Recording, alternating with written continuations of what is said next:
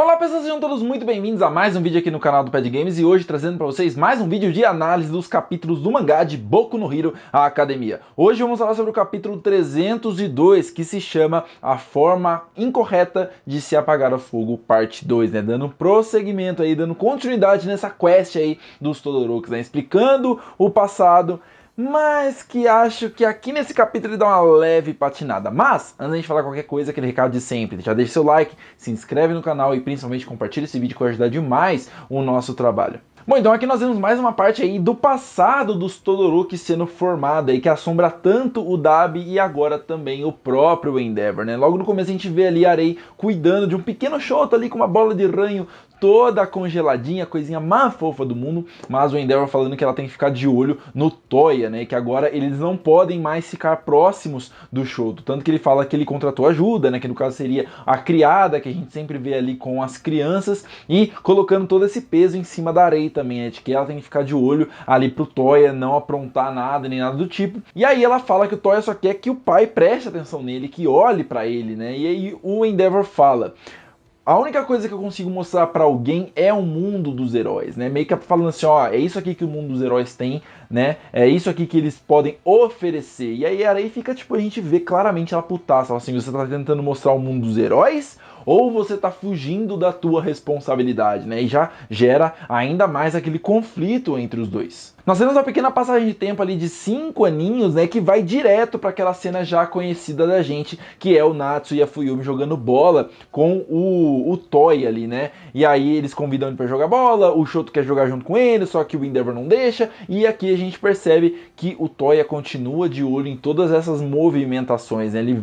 Ele consegue ouvir, né, os dois treinando ao longe, né, e o ódio crescendo cada vez mais e mais. E a gente vê um pouquinho mais, né, do pequeno Shoto ali querendo brincar com os irmãos dele, né? Só que ele nunca tendo contato. E aí a gente fica tipo, caraca, mano, em todos esses anos, assim, qual o contato que ele teve com os irmãos, tá? Sabe? Porque o que dá a entender aqui é que ele quase não viu os irmãos dele próximos, assim, tá ligado? Tipo, vai saber se ele via pra jantar no máximo. Só que parece que ele nem sequer conversou. Pelo menos é isso que dá a entender aqui, né? Que ele vive, tipo, praticamente numa outra casa, dentro da própria mansão ali dos Todoroki, sabe? E daí nós vemos ali uma tentativa do próprio Toya de tentar convencer o irmão dele, né? De que tudo que o pai dele está fazendo é errado. Ele até assume a culpa, ele fala assim, não, aquela vez com o Shoto que eu ataquei ele, eu reconheço a culpa. Só que a gente tem que admitir de que o nosso pai está tentando criar crianças aqui, o que ele faz é errado, e a gente tem que culpar ele, não sei o que. Só que o Natsu parece que já ouviu aquela história 1 milhão de vezes, ele não aguenta mais. Ele fala assim, mano, por que você não vai encher a porra do saco da nossa irmã, sabe? E o Toya fica transtornado, fala assim, até você tá me afastando de você, sabe? Até você tá falando que eu tô enchendo o saco, eu achei que você pudesse me entender, porque as mulheres da casa não sabem de nada e não sei o que, a gente tinha que se unir e você tá me afastando, sabe? E a gente vai ver que esse momento vai pesar um pouco lá na frente, só que a gente vai comentar no devido tempo, né? Só que presta atenção nessas interações, né? Que cada personagem vai tendo aqui com o Toya. Que isso vai acabar gerando um processo de culpa ali, né? Mas calma. Tudo a seu tempo. A gente vem em determinado momento ali o Toya saindo para ir treinar nas montanhas, onde ele treinava com o pai, e nós vemos a Arei tentando incansavelmente pará-lo, não deixando ele ir para se machucar ainda mais. Falando, Toya, você precisa arranjar outra coisa para fazer, tenta ir brincar com seus amigos da academia e tudo mais. Ele fala assim, mano, eu não tenho amigos, eu vivo num mundo completamente diferente deles. E a Arei ainda vai além, né, questionando ele, você ainda quer ser um herói, sabe? Tipo, você precisava tentar ampliar um pouco dos seus horizontes, sair um pouco dessa ideia do teu pai de ser herói e tudo mais. Falando que tem tanta coisa no mundo que ele pode tentar, tantas coisas que ele pode experienciar, tantas coisas que ele pode ser, né? Que ele deveria tentar olhar um pouquinho além disso para tentar encontrar o homem que ele quer tentar ser. Só que isso acaba acionando gatilhos muito fortes nele, né? Ele acaba ficando claramente perturbado com aquilo. Tanto que ele começa a vomitar um monte de informação ali pra mãe dele, né? Tipo, o que você sabe? Em que livro de autoajuda que você leu essas palavras aí que você tá me falando? A nossa avó era pobre, por isso ela teve que te vender pra um cara, tá ligado? Tipo, palavras extremamente pesadas, né? Até o momento que ele vira pra ela e fala que ela também é culpada, que ela também tem culpa de tudo aquilo, né? Batendo de novo na tecla da culpa e que... calma. E é legal como visualmente fica muito foda e muito impactante mostrando aquilo ali, né? Tipo, a chama, ela não apaga, né? Essa chama que se acendeu dentro dele, né? Fazendo essa alusão dessa ideia que ele tem de que ninguém consegue tirar da cabeça dele. E aí nós vemos ele treinando ali nas montanhas, que é quando ele consegue adquirir finalmente as chamas azuis, né? Que seriam chamas ainda mais poderosas. E aqui o texto explica um pouquinho ali de que o Toya, ele foi meio que uma criança prematura, né? Ele nasceu com um corpo muito frágil, porque ele nasceu antes da hora, né? Então, sei lá, 7, 8 meses ali talvez, o que fez com que ele nascesse com uma fragilidade um pouco maior. Só que quando ele alcança ali a puberdade, quando ele alcança ali a fase da pré-adolescência, entrando na adolescência, ele começa a ter essas emoções cada vez mais amplificadas, né? Porque é um momento ali que você começa a ficar muito rebelde, os sentimentos começam a ficar à flor da pele, e essa mistura entre o sentimento e as chamas dele fazem com que ele alcance esse novo nível de poder. Ele entende que se ele utilizar as emoções dele como catalisadoras, vão deixar as chamas ainda mais poderosas, né? Elas terem como gatilho as emoções. Quanto mais fortes as emoções, mais fortes as chamas. E ele até fala que quando ele começa a utilizar essas chamas, né, o corpo dele tá tão envolto de emoções, tão preenchido de emoções, que ele começa a chorar, né? Ele tá com as emoções à flor da pele. Só que fica ainda mais triste quando a gente vê que ele só tá pensando em mostrar aquilo pro pai, tá ligado? Tipo, nossa, meu pai vai ficar muito impressionado, ele vai voltar a me dar valor, né? Vendo como ele é refém dessa ideia plantada na cabeça dele pelo próprio pai. Só que no momento que ele vai mostrar isso pro Endeavor, né, falar assim, olha pai, quando você estiver de folga de novo, vamos lá na montanha, né, tem um negócio pra te mostrar que é super da hora e tudo mais,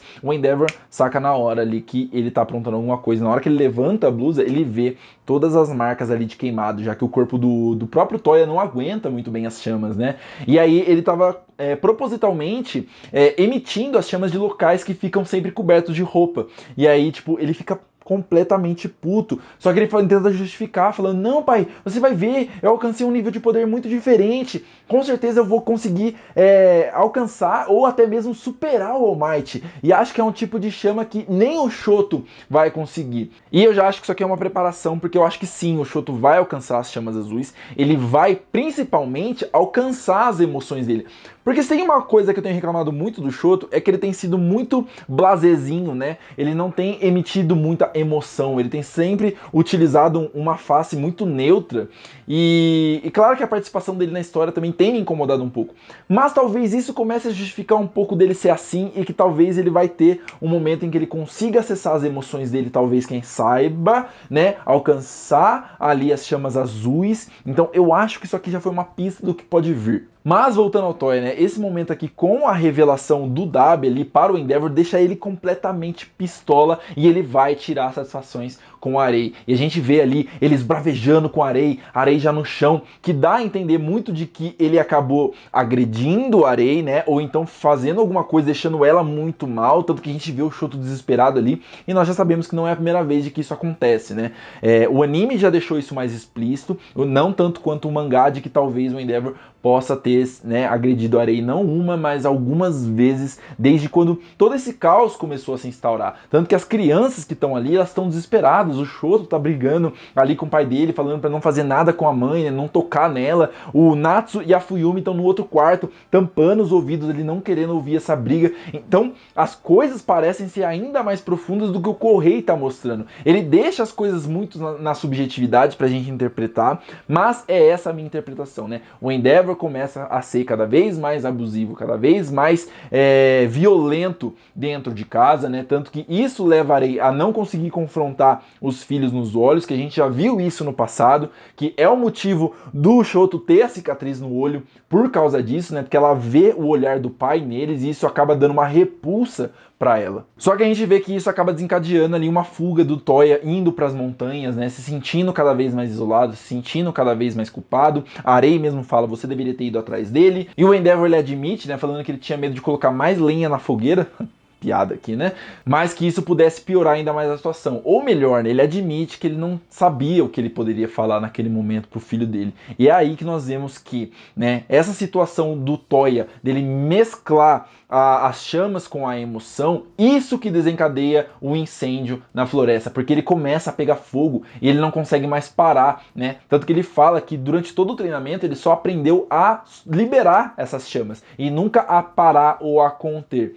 Talvez isso seja uma pista também muito importante para o futuro, né? Talvez isso seja importante, talvez seja uma percepção ali que o próprio Shoto tem ali, né? De conter as chamas, de controlar as chamas e apagá-las, né? Talvez essa seja a forma que ele vai derrotar o Dabi, quem sabe, né? Fica umas coisas assim na minha cabeça quando eu vejo essa cena.